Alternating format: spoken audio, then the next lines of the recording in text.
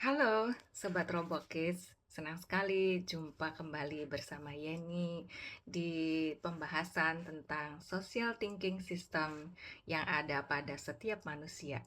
Nah, social system ini sangat membantu, menolong setiap individu untuk bisa berelasi. Judul pembahasan kali ini saya beri nama Relating to Relating. Saya ambil dari buku karangan Dr. Mel Levin, seorang psikiatris dari USA. Bapak Ibu, Saudara sekalian, waspadai bila Bapak Ibu Saudara melihat ya anak Anda pulang sekolah tampak murung, tampak sedih, ya lelah, stres, tetapi tidak bisa atau tidak mau cerita apa yang terjadi. Jangan biarkan dia dalam kondisi ini terus-menerus. Bisa jadi dia sedang alami social problem di sekolahnya dan atau juga social problem dengan teman-temannya. Nah, tahukah Bapak Ibu, pergaulan anak di sekolah itu lumayan melelahkan loh. Ya, perasaan anak ya, bisa saja teman-temannya itu menyerang secara nonverbal berupa bully dengan perkataan, sikap, ataupun juga menyerang secara fisik. Nah, apapun bentuknya, itu sudah sebenarnya termasuk perlakuan yang abusive. Dan bisa jadi pada saat kejadian itu tidak ada penolong di sana. Guru atau mungkin juga mentor di sekolah mungkin tidak tahu apa yang terjadi dan anak tidak berani mengungkapkannya karena bisa jadi akibat yang dia terima akan lebih buruk lagi. Nah, satu-satunya cara untuk melindungi anak-anak kita di sekolah dan dimanapun dia berada saat dia bergaul, berelasi dengan orang-orang adalah membekali, melatihnya dengan keterampilan menggunakan social thinking systemnya. Nah, Bapak Ibu Saudara sekalian, mari kita bahas ya lebih dalam lagi.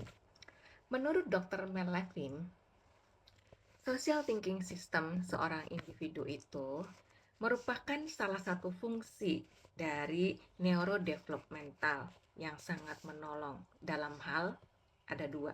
Yang pertama, menginisiasi atau memulai sebuah relasi dengan percakapan atau dengan sapaan ya. Lalu yang kedua adalah dalam hal mengelola konflik. Keberhasilan seorang anak menguasai dua hal ini akan menjadi fondasinya untuk menjalani kehidupan sosial yang menyenangkan atau sebaliknya traumatis. Dan itu akan menjadi pengalaman yang akan membekas seumur hidupnya. Dan pengalaman sukses atau gagal ini itu tidak mudah dihilangkan ya, dan akan selalu terbawa sampai dia dewasa. Anak-anak yang populer dalam komunitasnya membuatnya memiliki rasa percaya diri yang kuat. Secara mental juga dia bisa lebih kuat daripada mereka yang tertolak secara sosial. Ya, mereka cenderung menarik diri, minder, dan merasa diri tidak berharga, tidak berarti.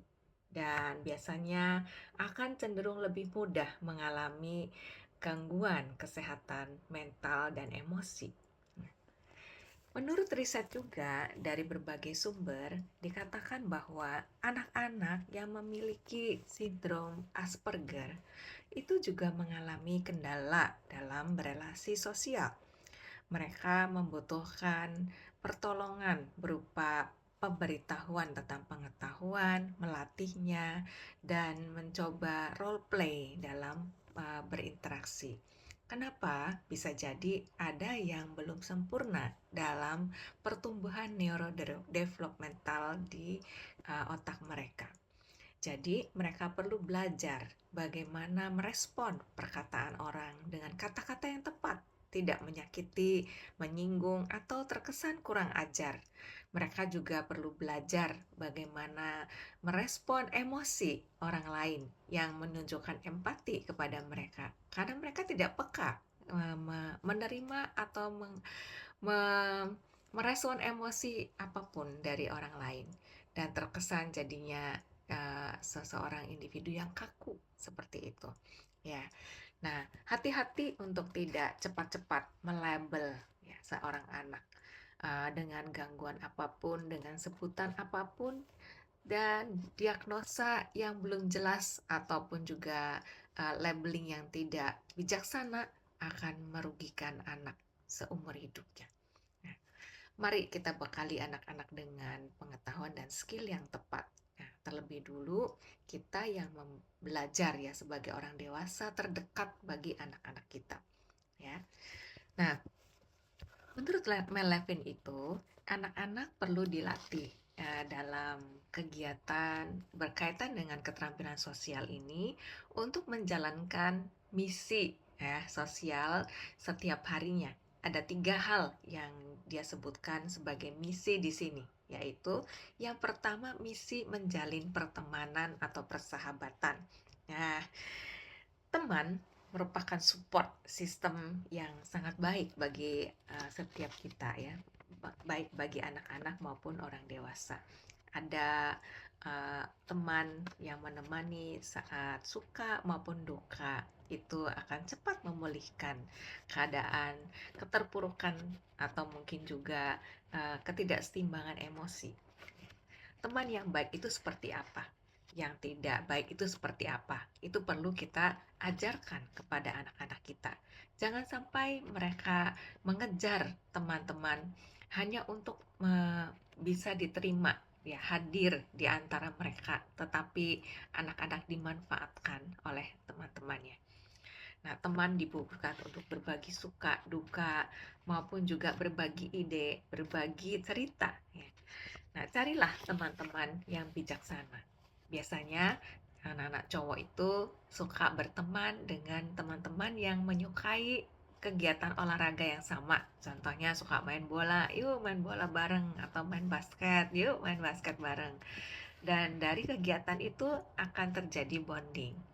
Sedangkan anak-anak cewek biasanya sukanya itu kumpul-kumpul untuk ngobrol ya, untuk bercerita, saling berbagi pengalaman, juga berbagi tentang berbagai hal, tentang fashion dan lalu juga tentang tren mode atau mungkin aksesoris atau gadget atau apapun ya. Bahkan mungkin share tentang idola-idola yang menjadi satu apa ya, kesukaan dari seorang anak-anak cewek ya. Lalu misi yang kedua yang menurut Melevin penting untuk diajarkan adalah popularitas ya. Bagaimana anak bisa membangun dan popularitasnya atau dia bisa dikenal dalam kelompoknya. Dia merasa dihargai, ada kehadirannya di dalam suatu komunitas. Menurut beliau, ada beberapa tipe dalam hal popularity ini. Ada anak-anak yang populer, mereka itu memang dari sononya sudah punya bakat ya secara alami untuk bisa menjadi bintang dalam setiap pertemuan atau mungkin dalam menjalin perkenalan dengan teman-teman yang baru. Mereka mudah disukai. Nah, itu adalah gift ya, anugerah yang mungkin tidak diterima oleh setiap orang. Lalu yang kedua adalah jenis controversial kids, yaitu anak-anak yang biasanya itu bisa diterima dan juga bisa kadang tidak diterima, 50-50 seperti itu ya. Mungkin satu saat ya bisa diterima karena baik sikapnya dan juga pas ya, cocok dengan situasi bagaimana dia bereaksi dan beresponnya. Tapi di sisi yang lain mereka juga sebaliknya menunjukkan hal-hal yang tidak disukai, yaitu. Lalu juga ada jenis yang amiable kids, yaitu tidak begitu terkenal, tetapi dia itu ramah ya, karena itu dia bisa diterima secara sosial. Cuman kehadirannya itu antara ada dan tidak ada. Lalu yang tipe yang lain adalah neglected kids, yaitu anak-anak yang diabaikan, ditolak, dan tidak diterima oleh siapapun. Dia merasa tidak dicintai dan juga tidak disukai. Dan memang terkadang ada juga ya tipe yang lebih parah dari ini, yaitu rejected kids, yaitu benar-benar ditolak ya kehadirannya, dimanapun dia ada rasanya orang nggak suka. Nah, Ini yang paling menyedihkan.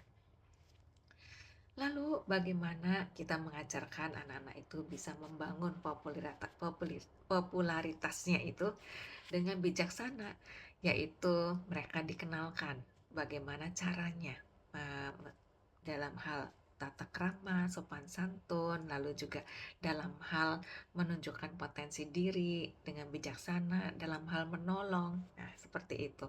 Jadi, anak-anak bisa menempatkan diri mereka dan beradaptasi dengan baik.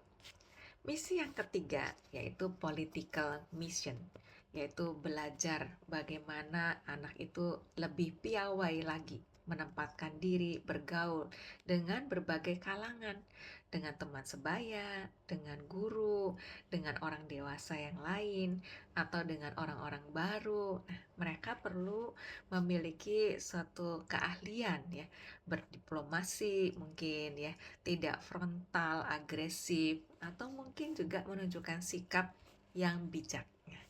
Ini semua perlu belajar dan diajari. Nah, Bapak Ibu, demikian pembahasan dari sesi yang pertama ini. Bagaimana kita sudah tahu ya membekali anak itu dengan 3 misi, yaitu bagaimana bisa menjalin persahabatan, bagaimana dia bisa dikenal, dan bagaimana dia bisa diterima di berbagai kalangan. Nah, video berikutnya saksikan lagi ya, akan membahas bagaimana supaya misi ini bisa jalan. Tentu kita mesti mengaktifkan fungsi dari social thinking system itu. Nah, ada beberapa hal yang dibutuhkan untuk mengaktifkannya. Ya, jadi tunggu di video yang kedua. Sampai jumpa, semoga bermanfaat. Tuhan memberkati.